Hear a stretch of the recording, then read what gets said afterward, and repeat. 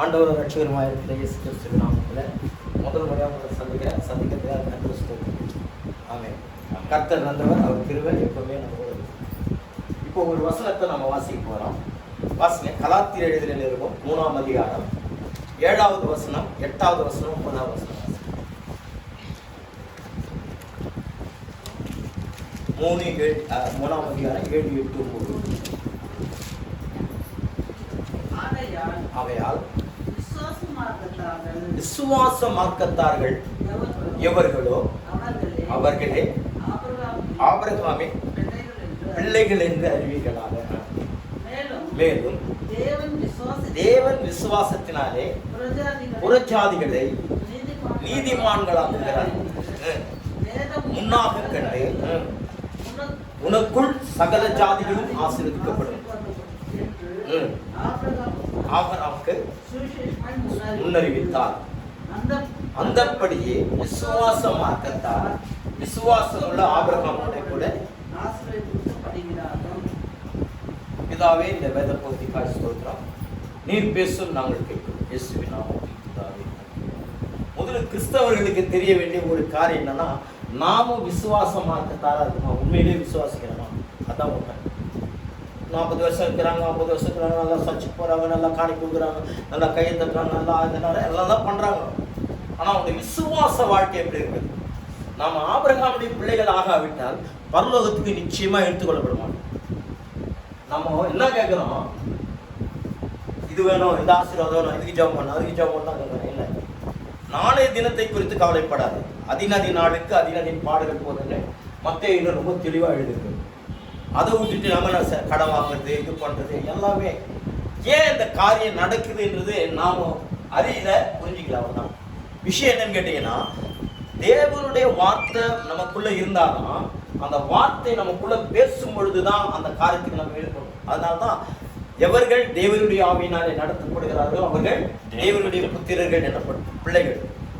அப்போ தேவனுடைய ஆவினா என்னன்னா வார்த்தையினால பிறக்கணும். அதுதான் யோவான் 1ஆம் அதிகாரத்தை சொல்லும்போது 12:13 இப்படி சொல்லுது. என்ன சொல்கிறது? அப்படி இல்லை, 1ஆம் அதிகாரம் 12:13.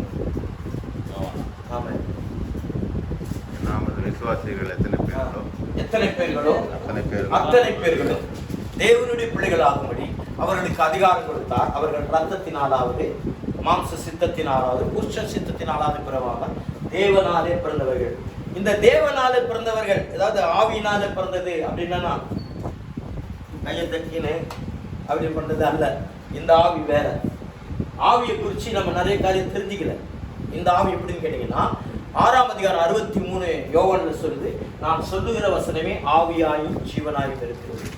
3ஆம் அதிகாரம் 5ஆம் வசனம் யோவான்ல சொல்லுது, ஒருவன் ஜலத்தினாலும் ஆவியினாலும் பிறவாவிட்டால் பரலோக ராஜ்யத்தில் பிரவேசிக்க மாட்டான் என்று மெய்யாகவே மெய்யாகவே நான் உங்களுக்கு சொல்கிறேன்னு சொல்லி சொல்றார்.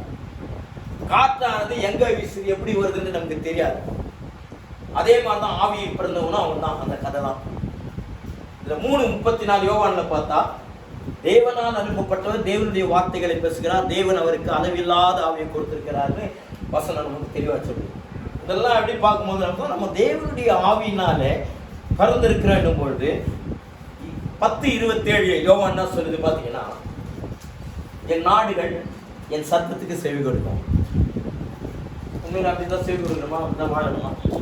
இதெல்லாம் நம்ம இது பண்ணி தான் பார்க்கணும். ஏன்னா இவர் சொன்ன வசனத்தை வச்சு நிறைய காரியம் பேசினாரு என்கிட்ட. 10 நிமிஷம் தான் டைம் புரிஞ்சுங்களா? எப்படின்னா நிறைய அவர் சொல்றதுல நிறைய காரியம் எனக்கு ஆவியாளர் பேசிக்கிட்டேங்கிறாரு. எனக்கு திடீர்னு, ஏன்னா நம்ம யாருன்றதை நம்ம தெரியாத ஒரு கிறிஸ்தவ வாழ்க்கை வாழதை காட்டிலும் நான் தேவனுடைய பிள்ளைகள் என்ற ஒரு அதிகாரத்தோட தேவன் நமக்குள்ள இருக்கிறார் என்ற ஒரு நிலைமையோடு வாழறது தான் முக்கியம். நான் யாரும் தெரியாத கிறிஸ்தவன், நானுக்கு இது எடுத்துக்கினேன் போய்க்கினேன் வந்துக்கினேங்கிறேன். வீட்டில் கோயிலுக்கு சர்ச்சுக்கு போகிறேன், சர்ச்சுக்கு போனாங்க, சர்ச்சில் இருக்கிறேன், வெளியே வந்தா என் வாழ்க்கையை மாறி போய் இயேசு சொல்றாரு. அவர்கள் என்ன செய்றாங்க? என் ஜனங்கள் என்னை போல வருகிறார்கள், என் வசனத்தை கேட்கிறார்கள், வெளியே போய் புறஜாதி மார்க்கமாய் நடக்கிறார்கள். ஆனா அதுல என்ன தவறுன்னு கேட்டீங்கன்னா, அபிஷேகத்துல நடக்கணும். அபிஷேகம்னா கையை தட்டுறது, அந்நிய பாஷை பேசுறது அபிஷேகமே கிடையாது. மனுஷனுக்குள்ள கர்த்தருடைய அபிஷேகம் வந்தா அவன் என்ன செய்வான்னு கேட்டீங்கன்னா, கர்த்தரோடு கூட அதிகமா நேரம் செலவிடுவான். இது முதல். ரெண்டாவது, தேவையில்லாத வார்த்தைகள் பேச மாட்டான். மூணாவது, ஒரு வார்த்தை பேசுவான். நாலாவது பார்த்தீங்கன்னா அவனுடைய வாழ்க்கையில் என்ன கனி இருக்கும். 9 விதமான கனிகள் இருக்கும். இதான் அபிஷேகம். இதை விட்டுட்டு பரிசுத்தாவின் அபிஷேகம் பெற்றுக்கொள்ளுங்கள், அக்கினி அக்கினி எல்லாம் பார்த்தா எனக்கு ரொம்ப வைத்திருக்கிறாரு. அந்நிய பாஷை வரங்கள், ஊழியத்தின் வரங்கள். தீர்க்க தரிசனம் ஊழியத்தின் வரங்கள். ஒவ்வொரு காரியம் அதை பகுத்தறிகிற வரம். இப்படி நிறைய வரங்கள் இருக்கு. 9 விதமான வரங்களும் அவங்க கொடுத்துருக்கிறார் ஆண்டவர். ஏன்னு கேட்டீங்கன்னா, நீங்க கிறிஸ்டியானிட்டி எங்க போய் நிற்கிறீங்கன்னா, படுபாதாக்கள் போகுது. சொல்றவங்களாம் அப்படிதாங்கிறாங்க, கேட்கறவங்களாம் அப்படிதாங்கிறாங்க. வர வந்துட்டு இப்படி போயிட்டு இருக்கோம். நிறைய நடக்குது. அப்ப நம்ம என்ன கேட்கிறோன்னு கேட்டா, நான் தேவனுடைய பிள்ளை அப்படின்ற ஒரு அதிகாரம் நமக்கு இருக்கும்போது நிச்சயமா தேவன் சொல்ற இப்ப சொன்ன மாதிரி வார்த்தைக்கு நாம கேட்கிற ஜபத்துக்கு உடனே பதில் கொடுப்பார். அது பதில் கொடுக்கணும்னா என்ன செய்யணும்னு கேட்டீங்கன்னா, நாம இதுல பார்க்கும்போது 15 யோவான் 15:7 சொல்லும்போது, ஒருவன் என்னிலும் என் வார்த்தை அவனிலே நினைத்திருந்தால் வேண்டிக் கொள்வது அவனுக்கு கொடுக்கப்படும். இயேசு கிறிஸ்துவ நினைச்சிருக்குதா இல்ல வார்த்தை நினைக்குதா? ரெண்டுமே கிடையாது. பாத்தீங்களா? தான் உண்மை.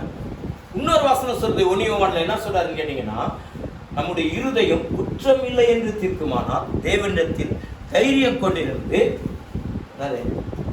அவருடைய கற்பனைகளை கொண்டு கை கொண்டு பிரியமானவர்களை செய்கிறவனுக்கு இது கிடைக்கும்.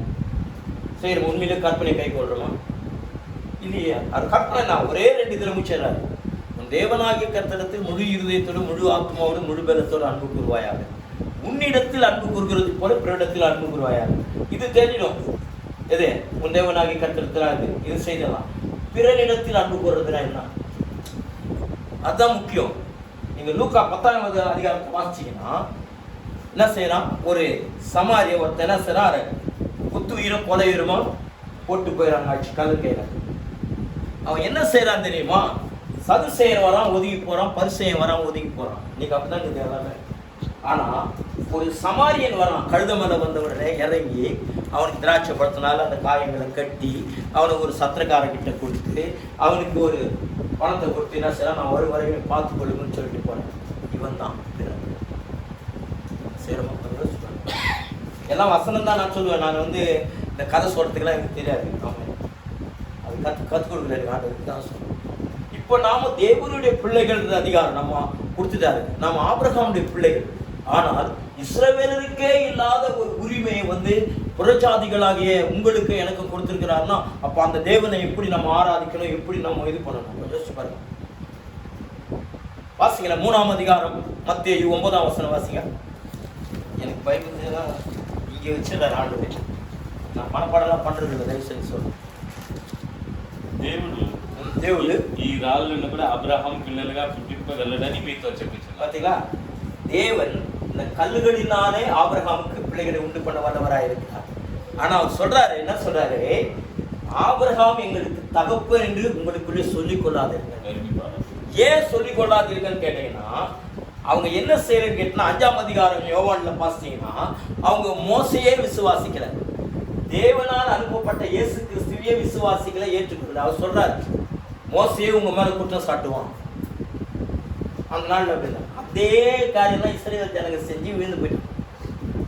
இன்னைக்கு இஸ்ரவேலரை காட்டிலும் நமக்கு ஒரு உரிமை கொடுத்துக்கிறாருன்னா நம்ம எப்படிப்பட்ட ஜீவியம் செய்யணும்? வாசிங்க 11ஆம் அதிகாரம் எபிரேயர்ல 40ஆவது வசனத்தை வாசிங்க.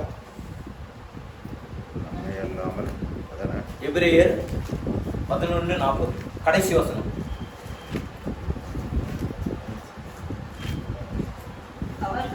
அவர்கள் நம்மை அல்லாமல் எவர்கள்?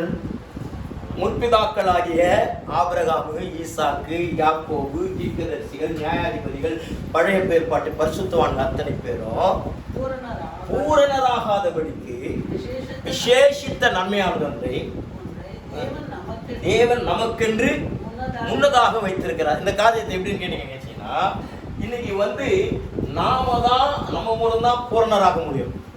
நாமளே பூரணப்படல. அன்புல பூரணமா, விசுவாசத்துல பூரணமா, நன்மையில பூரணமா, பரிசுத்தத்துல பூரணமா, இப்படி பூரணத்துக்குள்ளே கடந்து போகாத பட்சத்துல நம்ம எடுத்துக்கொள்ளணுமா?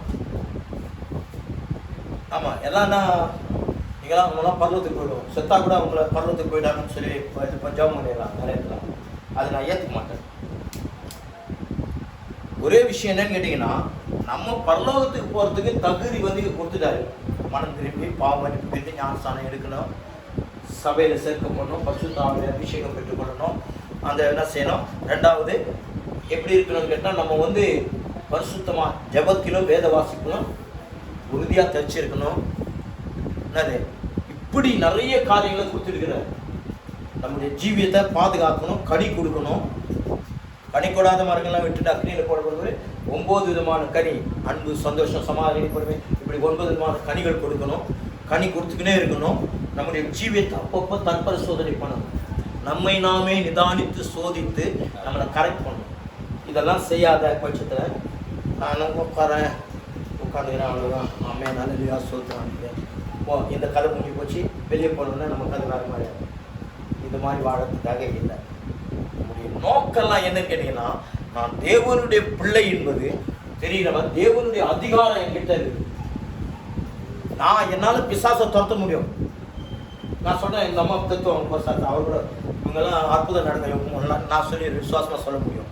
ஆனால் அவங்க என்ன செய்வாங்க, ஐயா சொல்லிட்டாரு, நமக்கு எதுவுமே கிடையாது அப்படின்னு சொல்லிட்டு அவங்களே நினைக்கலாம்.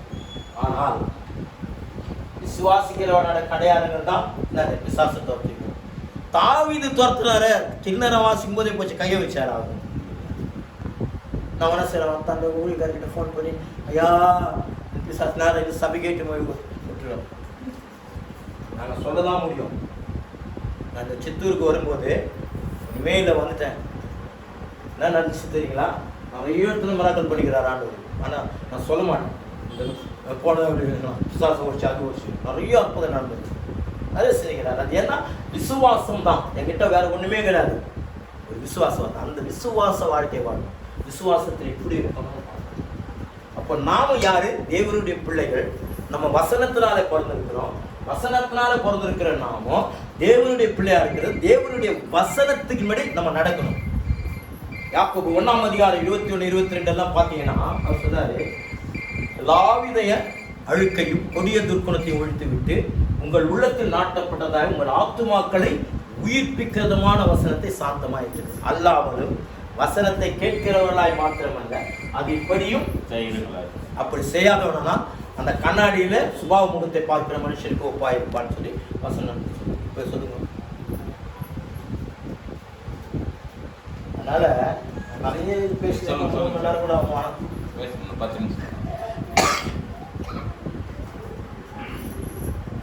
புரிஞ்சுச்சிங்களா உங்களுக்கு?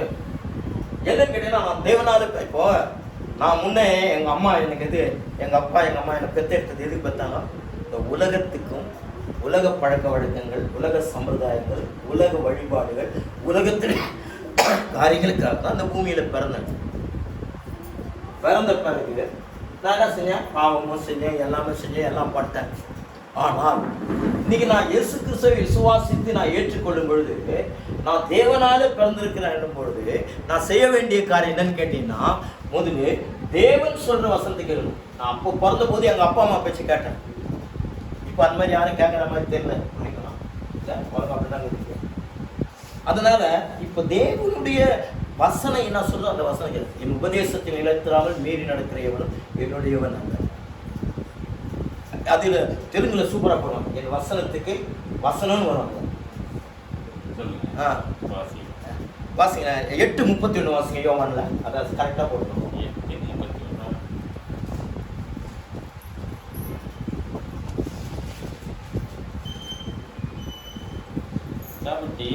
కాబట్టి యేసు తమను నమ్మిన యూదులు మీరు నా వాక్యమందు నిలిచిన వారైతే నిజముగా சத்தியமும் கிரகிச்சது. சத்தியம் நம்ம விடுவிக்க சொல்றோம். எவ்வளோ பெரிய ஒரு சூப்பர். அதனால தான் நம்ம என்ன செய்ய பார்க்கணும். நான் ஞானஸ்தானம் எடுத்துட்டோம்னா இன்னொரு விஷயம் வாசிங்க. கலாத்தியர் 3 அதிகாரம் 27வது வசனத்தை வாசிங்க. தனி